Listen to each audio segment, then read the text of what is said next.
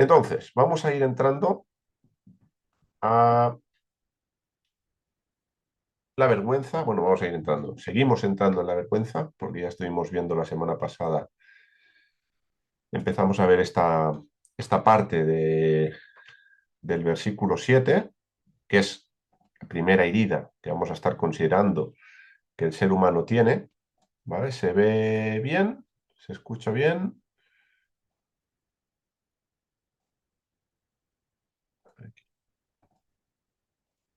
Vale, en principio, perfecto. Pues, ¿qué tenemos o dónde nos quedamos, mejor dicho?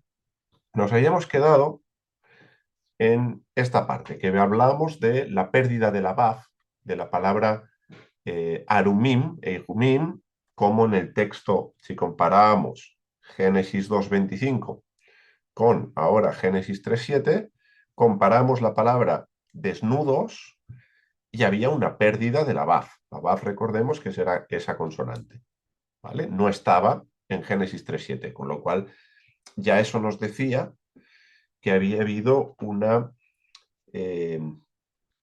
devaluación del término, porque le falta una letra, le falta algo que antes sí había, ¿vale? Por lo tanto, no está completo. Y la primera enseñanza que teníamos de la BAF a través de la gematría, del valor numérico de la palabra, del valor, del peso que tiene esa palabra, pues nos enseñaba que el ser humano empezó a morir, y lo veíamos a través de las otras palabras que compartían el mismo valor numérico, que contrajo una deuda y que se llenó de miedo, ¿eh? El miedo lo abordaremos después de la vergüenza, que es la segunda herida y que está muy conectada la una con la otra. Entonces, esta fue aquí terminamos, ¿eh? La pérdida de la base nos muestra dos realidades. Vimos la de la gematría y nos queda ver la segunda realidad que nos muestra esta pérdida de la BAF del término algumim a través del significado de la BAF. Porque, como hemos hablado en alguna ocasión, sobre todo en Génesis 1, a través de la Bet, la casa, el número 2, todo el significado que tiene una letra en hebreo, una consonante hebrea, pues cada letra hebrea tiene un significado. Y eso tiene toda una enseñanza, ya las propias letras hebreas de por sí tienen enseñanza. Bueno, la BAF no es una excepción, la BAF también. Entonces, a través del significado de la BAF y de las características de esta consonante, también tenemos una enseñanza en cuanto a qué ocurre con la desnudez del ser humano en Génesis 3:7. Aquí os pongo los dos versículos de vuelta para recordar de dónde venimos. Génesis 2:25, desnudos, agumim, y aquí Génesis 3:7, la primera parte del verso, la palabra desnudos, donde es eigumim. Perdemos esta baf, que aquí no está, y aquí no tenemos la baf, y la yod, que ha cambiado de lugar. Pero al fin de cuentas sigue siendo parte de las consonantes que componen la palabra. Entonces, esta baf ausente, ¿cuál es el significado de la baf? ¿O qué características tiene esta consonante? Pues la baf es esta que tenemos aquí. Algunos, y lo pongo ya aquí, porque depende de qué gramática se use, sobre todo si son gramáticas de habla inglesa, ya sea de Estados Unidos, de Londres, de donde venga, si hablan en inglés en ese país, normalmente no la van a poner como V, la van a poner como W. Y de aquí algunos la ponen como U, puesto que también la base se puede utilizar como una vocal U en determinados casos. ¿Vale? Esto pues, a nivel gramatical de la gramática hebrea. ¿Vale? Pero para no tomar mucho tiempo en esa parte, simplemente que sepáis que podéis encontrar esta consonante cuya fonética se señala como una W también, ¿vale? Que no os extrañe, que es normal, pero esto se debe a este idioma, ¿de acuerdo? En español perfectamente podemos tener la V de vela y esa es la fonética que le podemos dar a esta letra de forma totalmente correcta, ¿de acuerdo? Esta letra es la BAF, tiene el valor numérico de 6. ¿Por qué? Porque ocupa el sexto lugar en el alefato. Tenemos la Aleph, la Bet, la Gimel, la Dalet, Aleph, Bet, Gimel, Dalet, G, Baf, y como veis, 1, 2, 3, 4, 5 y 6. Por lo tanto, al ocupar el sexto lugar, Su valor es el 6, ¿vale? Importante también esto, ya en su momento, sobre todo en Génesis 5, cuando lleguemos a Génesis 5, la genealogía del Adán, del ser humano, esta letra va a ser muy importante de vuelta para analizar la estructura del capítulo y las enseñanzas que hay cuando esa estructura se rompe. ¿Eh? El símbolo, pues es este símbolo de aquí. Recordad que tenemos, algunos lo llaman paleohebreo, otros lo llaman protohebreo o proto-sinaítico también, proto-sinaítico, sinaítico. Tenemos varias nomenclaturas para ese lenguaje que existe en paralelo a los jeroglíficos egipcios y de los que luego entendemos que viene esta lengua semítica, que es el hebreo, así como otras lenguas emparentadas. Y tenemos también el significado de la Baf. El significado de la Baf, por este símbolo que tenemos aquí, es estaca o gancho. Normalmente, a día de hoy sería una piqueta de una tienda de campaña. Esos hierros que se utilizan para clavar los tensores de la tienda de acampada. Pero estaca o gancho está contemplado como significado de esta consonante. Entonces, la BAF, a nivel gramatical, su función, una de sus funciones principales, de hecho, hay muy poquitas palabras en hebreo que empiecen por esta consonante, muy poquitas, muy poquitas. Pero aparece mucho en el texto hebreo, ¿por qué? Porque la BAF es la conjunción copulativa. La conjunción copulativa es nuestra I, Pedro y Juan. Pues en hebreo tendríamos Pedro, B, Juan, ¿vale? Esto sería este B, que normalmente aparece en el texto hebreo, aunque la podemos encontrar como una U, la podemos encontrar como B, la podemos encontrar como BA, porque casi lleva cualquier vocal esta consonante. Pero principalmente su función es conjunción copulativa, nuestra I.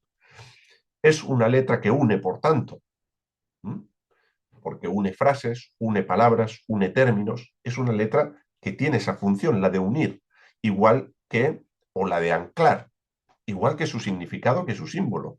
Esta es la función de la letra, funcionar como un gancho, como una estaca, como algo que une, como algo que ancla.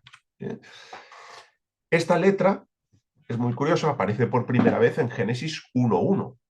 Ya estuvimos analizando este versículo en su momento.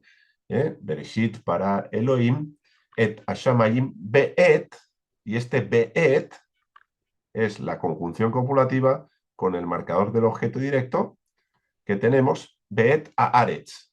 Este be'et, aquí es la primera vez que aparece la conjunción copulativa. ¿Y qué está haciendo? Está conectando los cielos y la tierra, porque dice, en el principio creó Dios los cielos y la tierra. Este y es esta Baf, que aparece por primera vez aquí, en toda la Biblia hebrea. Entonces, ¿qué hace? Conectar, unir, enganchar, ¿vale? Luego, tenemos que además el valor numérico de esta consonante, que es el número 6, está relacionado con los 6 días de la creación, ¿vale? Luego tenemos un séptimo día, lo sabemos, lo estudiamos, pero su valor numérico de 6 nos conecta también con 6 días de la creación, donde hay alguna actividad de Dios más allá de santificar y reposar, como ya vimos, o cesar de esa actividad, ¿no? Entonces, es una letra como otras, donde su significado, su función gramatical, que además aquí nos podríamos meter también en cómo se utiliza dentro del sistema verbal hebreo esta consonante para cambiar el pasado por el futuro y el futuro por el pasado. Por lo tanto, es una letra que altera también el tiempo y que conecta el siglo presente con el siglo venidero. Es una letra que conecta también con el Mesías. Tenemos, bueno, hay mucha historia ahí. Profundizaremos en esta consonante más a medida que vayamos avanzando, insisto, sobre todo en el capítulo 5 de Génesis. Y por lo tanto, la pérdida de esta consonante, que es un conector, que es una letra que une, nos enseña que el Adán perdió su unidad Recordemos, Dios dice hagamos al Adán y los hizo macho y hembra, pero eran uno.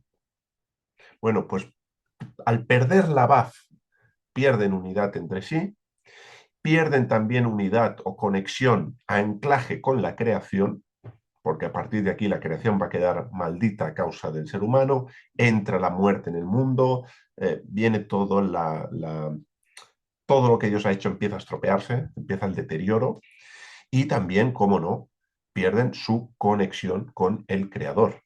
Esta Baf que une los cielos y la tierra ya no está. Por lo tanto, su desnudez, la desnudez del ser humano en Génesis 3, pone de manifiesto que es un estado que va más allá de lo literal, como ya hemos visto y ya hemos considerado también, y por lo tanto hablamos, como la semana pasada decíamos en la clase, de esa conexión espiritual. ¿No? Dice, porque nuestros pecados han hecho separación, han hecho división entre nosotros y Dios. Entonces, esa baf ya deja de estar. Ya veremos quién pone esa baf otra vez, ¿eh? Pero esta es la enseñanza que tenemos también a través del significado de la baf y la ausencia de la misma en la palabra egumim en este versículo, ¿vale? Cosa que antes sí tenían. Antes tenían la baf, antes tenían la conexión, ahora ya no, ahora la han perdido, ¿vale? Entonces, bueno, esto es lo que hemos analizado. Conocieron que ellos estaban desnudos y viene ahora la parte, esto es lo que hemos visto, viene ahora la siguiente parte, y cosieron una hoja de higuera. Como ya comenté, no sé si lo tengo aquí puesto, sí, cosieron una hoja de higuera, vale, ahora voy al verbo coser. Cosieron una hoja de higuera, no hojas de higuera, una hoja. Y una hoja no como una hoja específica, sino indeterminado, ¿vale? No tenemos el plural aquí, sino que aquí tenemos un singular. Ale, teena. Y teena, la palabra higuera, que si os ha dado por mirar versículos de los que tenéis en la tarea de la higuera en hebreo, habéis visto que se utiliza la palabra teena en otros textos también, ¿vale? Entonces, tenemos Bayit Pegu, Ale teena. Bayit Pegu es el verbo que aquí hemos traducido por y cosieron, y esta acción es una acción muy poco común en la Biblia hebrea. Muy poco común. Ahora lo vamos a ver.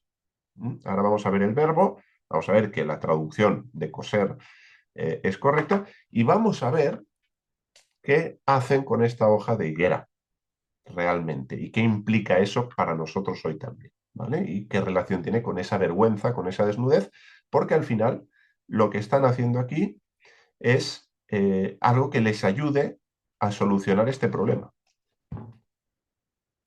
Ellos buscan esto como una solución a la desnudez, es decir, a esa pérdida del anclaje, a esa muerte, a esa deuda, a todo lo que ha traído su pecado, el pecado de comer del árbol del conocimiento bueno y malo.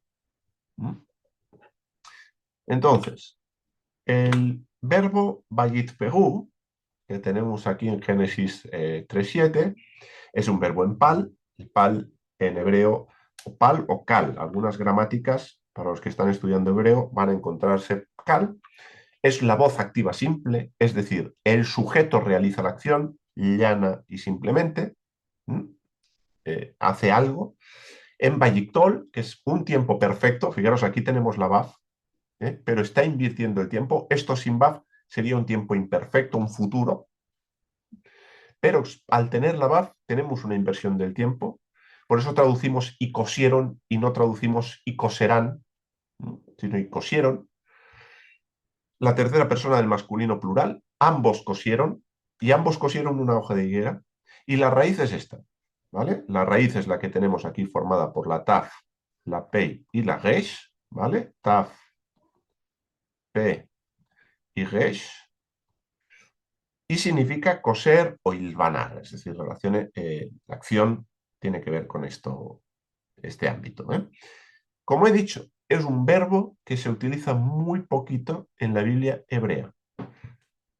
Solo 4 veces aparece en la Biblia hebrea esta acción. Aquí aparece conjugada de otras maneras, y una de ellas es Génesis 3:7, con lo cual Aparte de Génesis 3:7, la acción de coser solo la tenemos en Job 16:15, Eclesiastés 3:7, Ezequiel 13:18.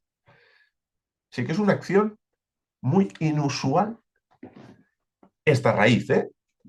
Luego tenemos otras acciones o otros verbos para describir también actos similares, pero este acto es algo realmente inusual.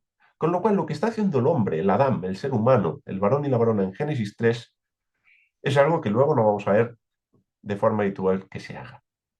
¿Vale? Por lo tanto, es una acción muy particular la que llevan a cabo. Con lo cual, ¿qué me queda? Pues como ya sabéis, irme a la gematría y ver qué valor numérico tiene esta palabra y por qué aparece tan poquito. Porque si fuera una palabra más común, pues nos vamos a otros textos, miramos otros textos y establecemos relaciones, tal y como estamos procurando hacer con la tarea de la higuera. Pero la palabra Pegú, que además conjugada de esta manera, si no recuerdo mal, solo aparece aquí. Es decir, la raíz se utiliza en los otros textos, pero esta conjugación la tenemos aquí no más. Entonces, claro, es muy difícil establecer un paralelo. Luego, veamos el valor numérico de esta palabra y veamos con qué se relaciona. La Vav vale 6, como hemos dicho. La Yod vale 10. La Taf, que vale 400. La letra P vale 80. La Reish 200. Y de vuelta tenemos otra Vav aquí, que vale 6. Si sumamos todos estos valores, tenemos la cifra de 702. Esto es muy sencillo porque tenemos 400 más 200, 600. Si sumamos 80 más 10, tenemos 90 y 6 y 6, que son 12. Al sumar 600 más 90 más 12, nos da el 702. Porque quitamos el 2 de aquí, nos quedamos con 10. Estos son 100. 100 más 600, 700 y el 2. ¿Vale? Esto solo para que comprobéis que efectivamente la suma está bien hecha. ¿Vale? Entonces, Bait Pegú vale 702. ¿Tenemos otra palabra que comparte gematría? Sí, sorpresa, sorpresa. Esto no siempre ocurre. E insisto, la gematría, la finalidad que tiene es confirmar lo que ahora veremos que ya está en las escrituras. ¿Vale? Pero nos ayuda a nivel interpretativo. Nos ayuda a salir de esos callejones que de pronto parece que no tengan salida. La palabra que comparte gematría es esta. Esta palabra, para los que leéis hebreo, ya sabéis lo que pone, y para los que no, ya os lo digo yo. Aquí pone Boshet. Boshet. Tenemos la Bet con una O, tenemos la Shin con una E y tenemos la Taf. ¿Vale? Boshet. ¿Y Boshet cuánto vale? Sí, la Bet vale 2, la Shin 300 y la Taf 400. Esta suma es más fácil de hacer, 400 más 300, 700 y 2, 702. Tenemos el mismo valor numérico que el verbo y cosieron, conjugado de esa forma. ¿Vale? En Vallitol, tercera al masculino plural, etcétera, etcétera, etcétera. Ahora, ¿qué significa Boshet? ¿Qué es Boshet? Bueno, Boshet es un sustantivo femenino singular que significa qué casualidad, vergüenza, confusión, sonrojo, bochorno, afrenta, fracaso, derrota, y en algunas ocasiones, no es el sentido primario ni mucho menos, el sentido es este, vergüenza, confusión, pero en algunas ocasiones el término es utilizado para referirse a los ídolos. Y no vamos a profundizar en esta idea, aunque se podría hacer y perfectamente, ya que en la Biblia hebrea se puede ahondar en esta dirección, pero la idolatría, los ídolos, lo que traen es vergüenza. Lo que traen es vergüenza. Entonces, ¿qué nos enseña este acto de coser? Esta acción que están llevando a cabo, que es una acción inusual. Bueno, están cosiendo, como he dicho, cosieron una hoja de higuera para solucionar el problema precisamente que traía la desnudez. Esa vergüenza, esa confusión, ese sonrojo, que además ha venido como causa de la idolatría. Una idolatría que está implícita en el acto de comer del fruto del árbol del conocimiento del bien y el mal. ¿Por qué? Porque ellos se han erigido como sus dioses. Ahora ya no es más Dios mi Dios, ahora mi Dios soy yo. Por lo tanto, ha habido un acto de idolatría. Ellos se han levantado como sus propios jueces. Ellos van a dictaminar desde ya están dictaminando qué está bien y qué está mal. Comer del árbol está bien, porque comer del árbol me trae sabiduría. Cuando Dios ha dicho no, comer del árbol te mata. Entonces ya han juzgado algo que Dios dice es malo como bueno. ¿Y eso qué ha traído? Esa idolatría. Esa idolatría ha traído boshet, ha traído vergüenza.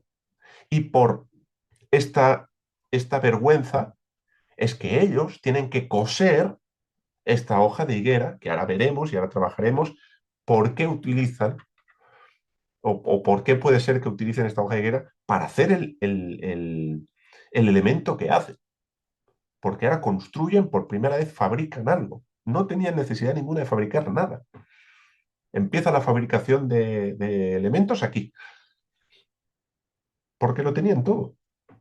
Todo lo necesario para su vida lo tenían. Aquí empiezan a fabricar algo que no es Dios el creador. Esto es muy interesante porque es el primer elemento que crea el ser humano según la Biblia. Y vamos a ver qué es, y la conexión con Boshet, la conexión con coser, la conexión con la vergüenza, porque todo en ese versículo está cosido, está relacionado. ¿Vale? Entonces, el acto de coser en Génesis 3, como he dicho, está vinculado a la vergüenza que viene a causa de la desnudez de la que ellos toman una conciencia particular en el momento que han comido del árbol del conocimiento del bien y el mal, ¿m? O de lo bueno y lo malo. Entonces, el hecho de que la hoja fuese de higuera, como ya os adelanté en la clase pasada, encierra algún significado que aún no soy capaz de vislumbrar con claridad.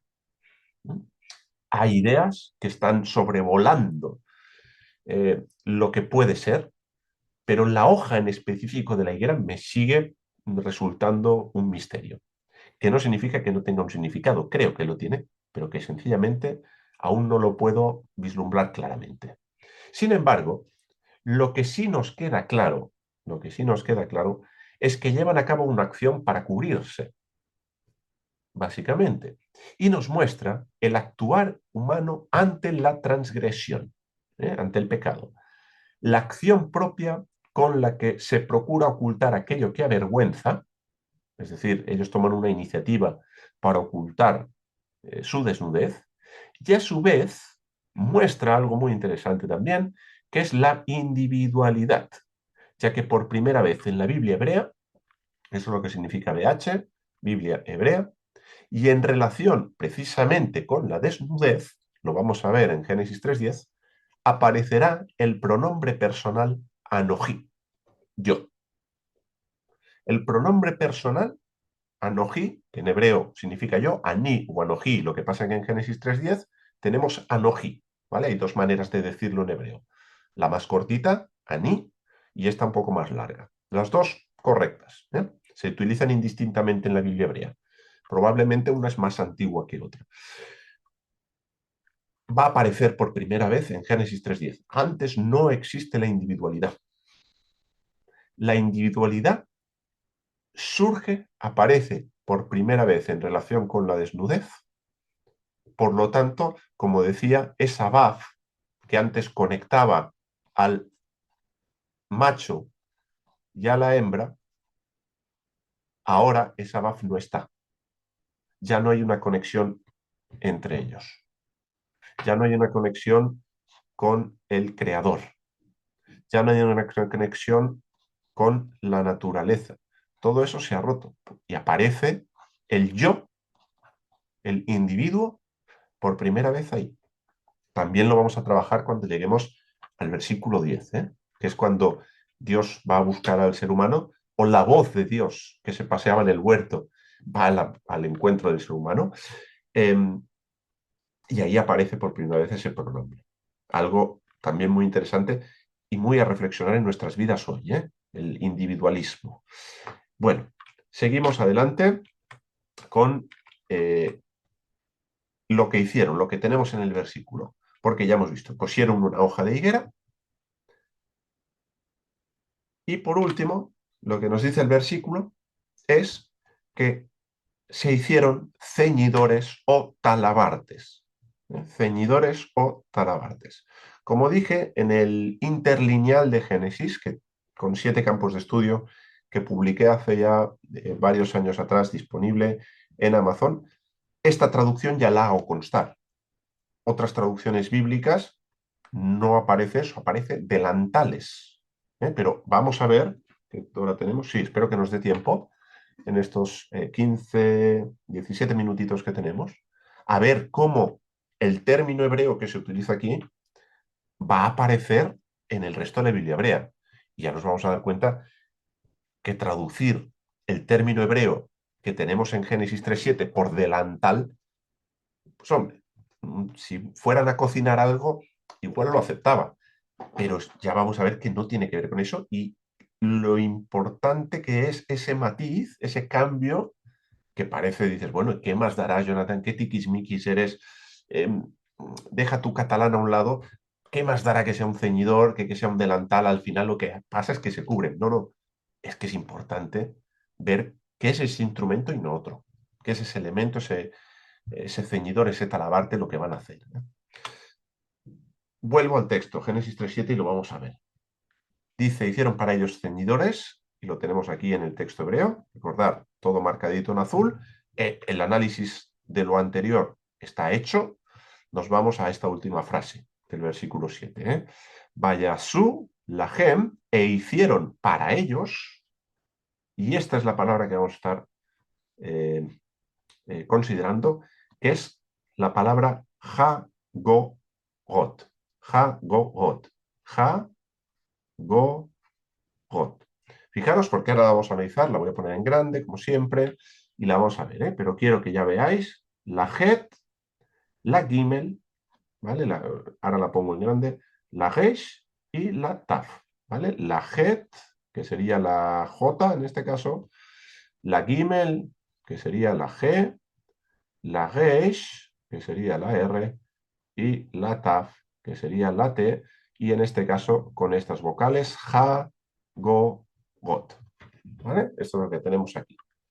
Esta palabra es la que traduzco como ceñidores o talabartes y que en otras traducciones, otras versiones bíblicas traducen de otra manera. Pero como estos son clases de Biblia verso a verso desde el texto hebreo nos va a llevar a esta palabra. Fijaros, Jagogot. Jagogot, las mismas letras que antes, ¿eh? La het, que es esta J, la vocal A, la Gimel, que es la G, la Reish, que es la R, y la Taf, ¿vale? Que sería la T y las dos vocales O. Ja, go, got. Listo. Es un sustantivo femenino plural. Aquí está en plural. ¿Por qué? Porque se hacen delantales para ambos, para el varón y para la varona. Ambos quieren cubrir su desnudez. Del singular, jagogá o jagogá. Una tiene la baf y otra no tiene la baf, pero ambos tienen la O aquí, ¿vale? Esta es la vocal más larga con mater lectionis yod, perdón, baf, y la otra sin baf, pero es la misma palabra exactamente. Os la apunto aquí, ja, go, ja. Y significa cinto, cinturón, faja, fajín, y del masculino, jagor, que es lo que tenemos aquí, sin la G final. Si os dais cuenta, aquí tenemos una G a final de palabra, una G que no tenemos aquí, ¿vale? Este es el masculino, este es el femenino. Es la misma palabra, solamente que género y número, nada más, lo que estamos cambiando. Que incluye la palabra talabarte. Y esta es la palabra que creo clave y fundamental, porque más que faja o fajín, porque a día de hoy también para nosotros la faja tiene otra connotación, o el fajín.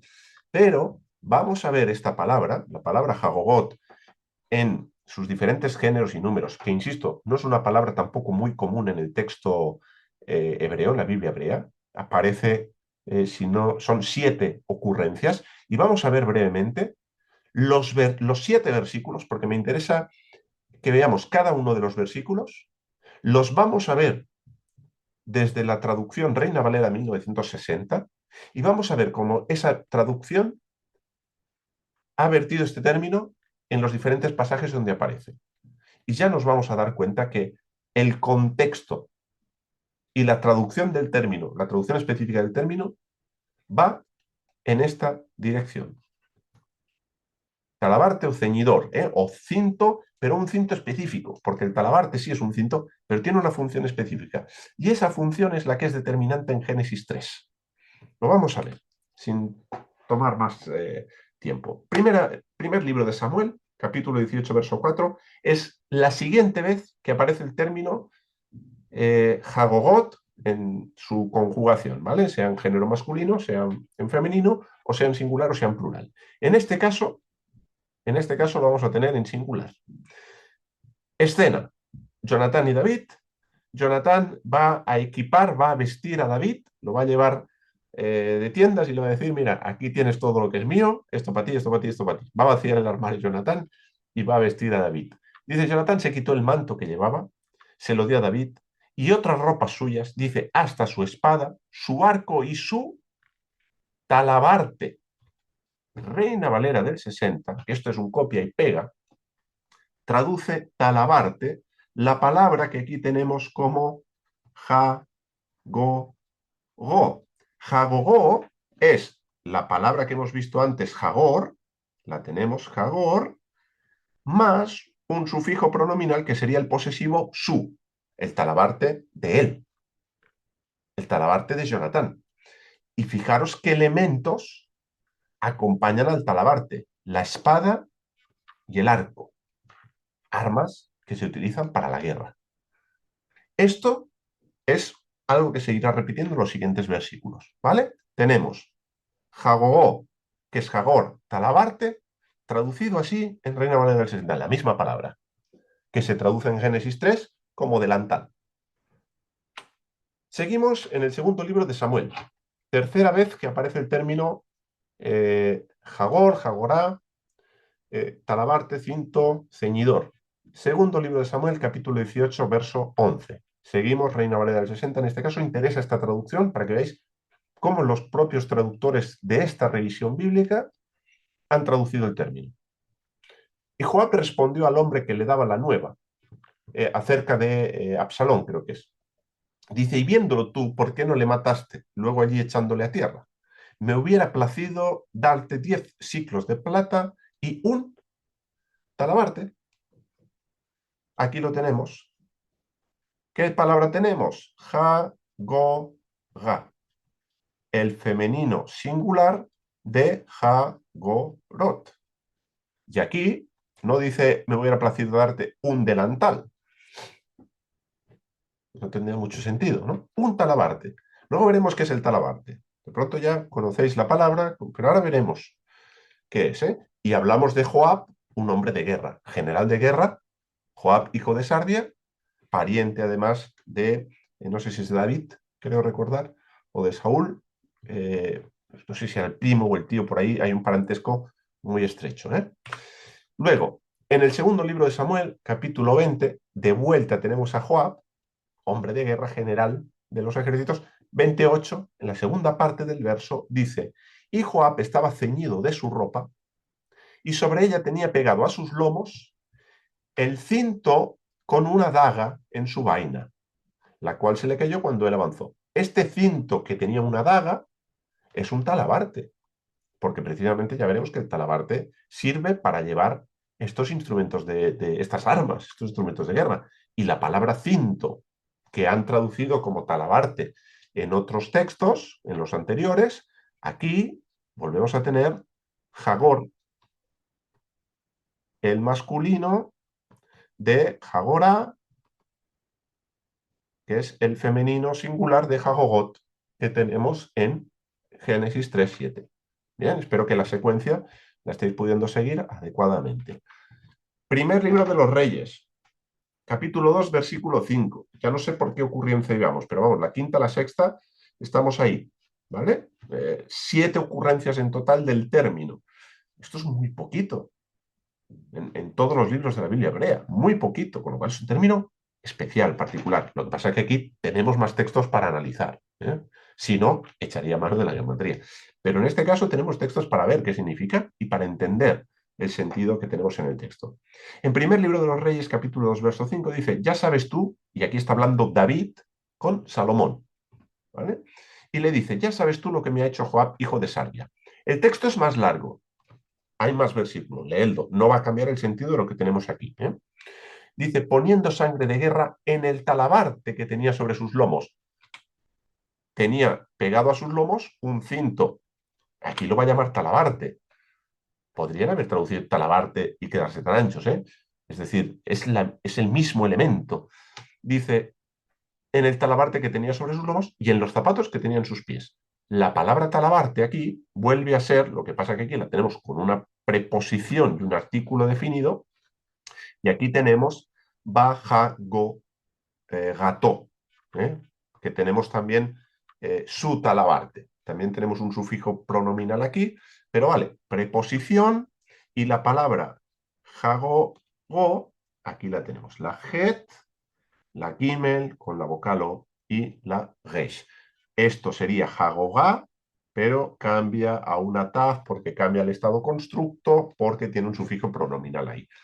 Cuestiones gramaticales que no quiero que nos distraigan del objetivo de ver cómo en Reina Valera del 60 este término ja, go, ga, el femenino de jagogot, el femenino singular de jagogot, lo traducen como talabarte. Y que el contexto es la guerra, hombres de guerra, armas. Esto es importante. Esto es importante para lo que vamos a ver ahora, ¿eh? Y por último no, perdón, nos queda este texto y el de uno de Isaías, donde aparece también eh, la palabra talabarte, o la palabra jagor, jagogá. El segundo libro de los Reyes, capítulo 3, verso 21. Dice, cuanto todos los de Moab oyeron, ¿cuánto será? Sí, Bejol Moab, cuando todos los de Moab oyeron que los reyes subían a pelear contra ellos, se juntaron desde los que apenas podían ceñir armadura en adelante y se pusieron a la frontera. Aquí la palabra, fíjate, Jagogá, Jagogá, la han traducido como armadura. Ya no sé por qué, sinceramente. Aquí sí me extraña que nos vayamos a armadura, aunque conceptualmente tiene que ver, es una parte de la armadura, el talabarte, ¿eh? Pero no es una armadura completa, ni mucho menos. Y fíjate, aquí se utiliza el verbo ceñir, que lo tenemos aquí, que joker, que en este caso está como un participio. Entonces, fijaros que es de la misma raíz. La het, la gimel y la reish. La het, la gimel y la reish. Las mismas tres consonantes. Entonces, joger, jagoga, en hebreo es ceñir, ceñidor. O ya no existe un verbo como talabarte, ¿no? Pero se ciñeron el ceñidor. Esto es literalmente lo podríamos traducir así, sería maravilloso, porque se estaría conservando lo que se conserva en el texto hebreo, que es esta relación, esta familia léxica, que en el texto hebreo se ve clarísimamente y que lamentablemente a veces en las traducciones nos podemos perder esta riqueza que es incluso lingüística, ¿eh? A mí estas cosas me emocionan mucho, pero no solo lingüística, sino que hay una intención en que estas palabras estén ahí. Bien, entonces, Joger Jagorá se ciñeron un ceñidor, un talabarte. ¿Eh? Y por último, Isaías 3:24, aquí traducen cinturón, entonces como veis tenemos delantal, cinto, cinturón, armadura, talabarte. Bueno, hay un poco de jaleo en cómo hay que traducir esto. Un ceñidor, un talabarte o un cinto que cumple la función del talabarte. ¿Vale? Porque un talabarte no deja de ser un cinto con una función específica. Dice en Isaías 3:24, y en lugar de los perfumes aromáticos vendrá hediondez y cuerda en lugar de cinturón y cabeza rapada, y continúa el texto, ¿eh? La palabra cinturón es aquí jagoga y aquí la tenemos con la baf, ¿eh? La o con la baf. Entonces, jagoga, de vuelta, talabarte, como hemos visto en otros contextos, o un ceñidor, ¿eh? Un cinto, un cinturón, no es incorrecto traducir cinto o cinturón, es correcto, solamente que no tenemos el matiz que tiene un talabarte, ¿vale? Y es importante ese matiz. Y ahora vamos a ver por qué. Aquí que tenemos Jagogot, Génesis, volvemos a Génesis 3:7. Jagot, ¿vale? Entonces, e hicieron para ellos ceñidores, talabartes.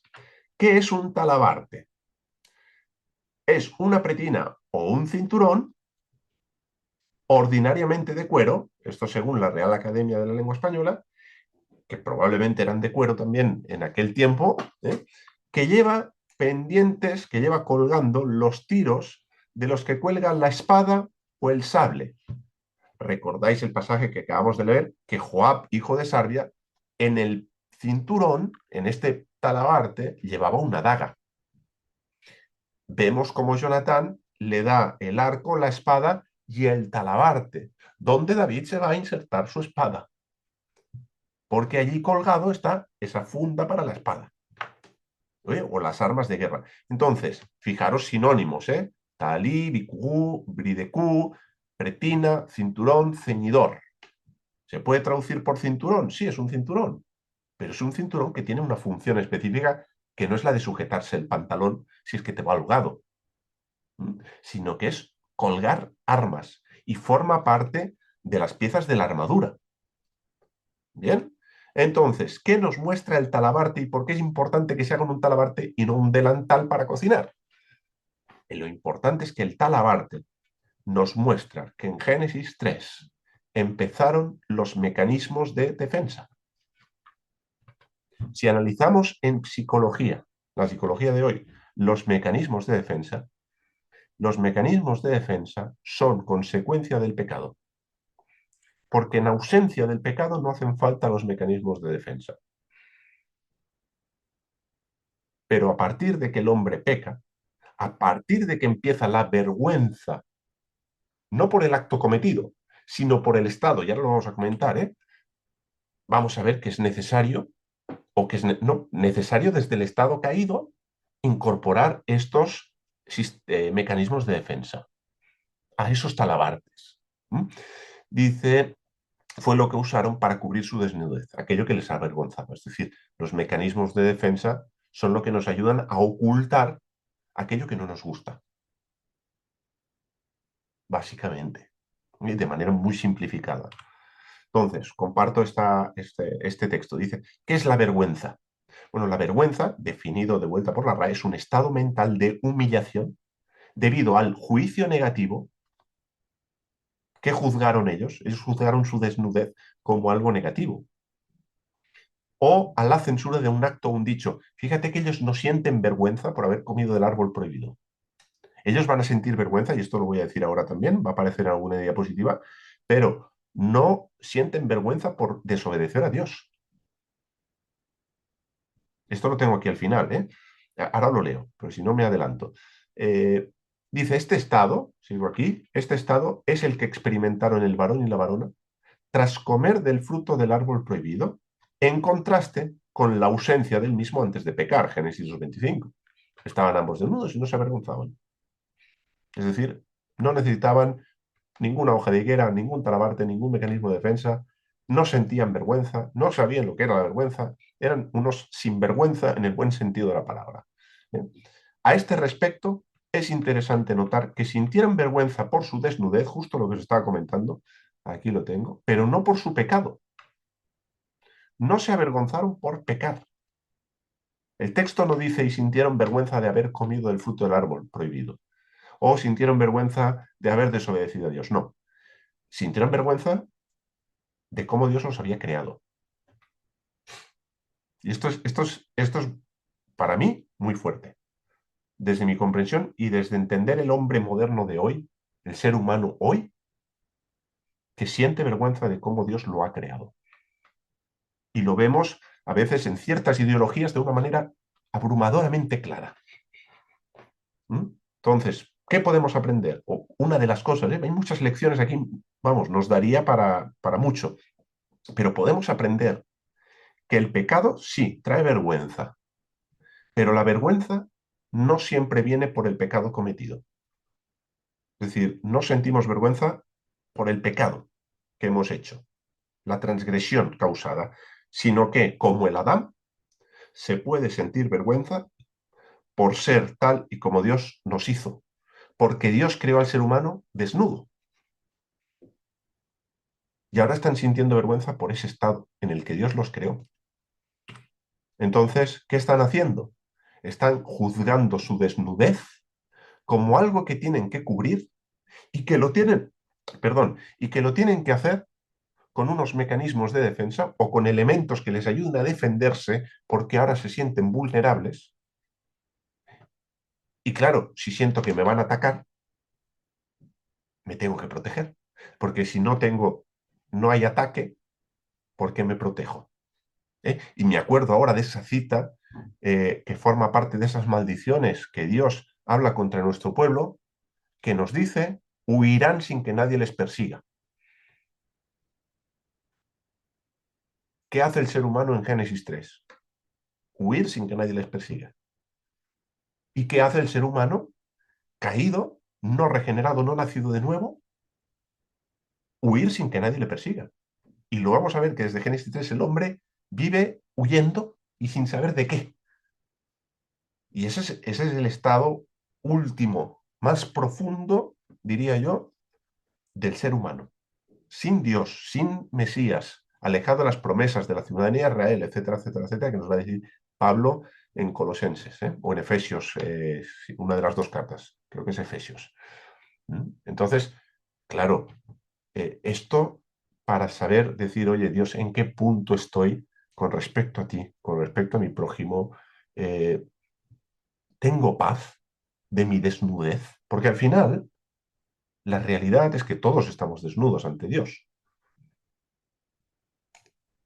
Todos estamos desnudos ante Dios. El tema es si vivimos sin avergonzarnos o nuestro estado nos produce vergüenza y tenemos que taparnos, cubrirnos, protegernos, defendernos y poner muchas barreras para que el otro no nos haga nada, ¿eh? O para que Dios no nos haga nada, porque a veces pensamos que incluso Dios va a ser el atacante, como lo pensó el ser humano en Génesis 3, ¿eh? Entonces, juzgaron su desnudez como algo que cubrir cuando Dios los había creado de ese modo. El Adán adquirió conocimiento bueno y malo, sí, pero eso no implicaba que dominara ese conocimiento, esa facultad que había adquirido, porque lo va a decir. Sus ojos fueron abiertos, sí. Dios va a decir, ahora es como uno de nosotros, conociendo bien y mal, o conociendo bueno y malo. Ahora tenemos que echarlo. Un acto de celos de Dios, no quería que el ser humano... No, lo que pasa es que ahora el ser humano es juez de lo que está bien y lo que está mal, pero eso no significa que sepa lo que está bien y lo que está mal. No sé si se entiende. Puede juzgar. Yo digo, esto está mal, pero en última instancia no sabe si está mal o no. De hecho, estar desnudo no estaba mal. Dios los creó así y dijo, era bueno en gran manera. Y ahora llega el ser humano y dice, esto hay que taparlo, hay que protegerse, somos vulnerables. Bien, entonces, bueno, esto es lo último que hacen en el versículo 7. Ya tenemos las 8 y 6, disculpadme, que ha sido un poquito más allá de las 8, pero quería cerrar, era necesario verlo hasta aquí y así no nos quedábamos a medias hasta dentro de 2 semanas con el tema de la vergüenza, la desnudez y todo lo que tenemos en el versículo 7. Y que daría para más, pero creo que es suficiente este contenido.